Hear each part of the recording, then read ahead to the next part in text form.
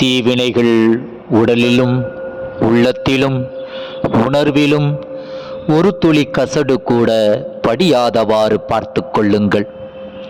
கொடும் தன்மைகளிலிருந்து ஒருவன் மாறினாலன்றியும், தவறுகள் செய்வதை நிறுத்தினாலன்றியும், தன்னைத்தானே ஒருங்கிணைத்து அமைதி கொண்டாலன்றியும், ஞானத்தின் மூலமாக கூட அவன் இறைவனை அடைய முடியாது.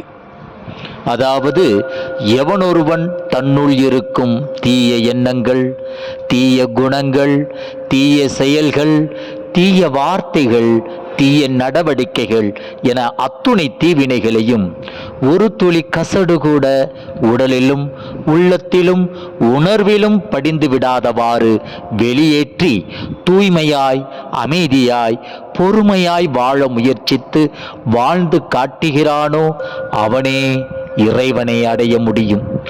ஜெய் குரு சாய், ஜெய் குரு சாய். ஜென்ம ஜென்மோ ஜென்மி ஸ்ரீ சரண் ஸ்ரீ பாக்ய சாய். நற்பவி சாய்ராமா.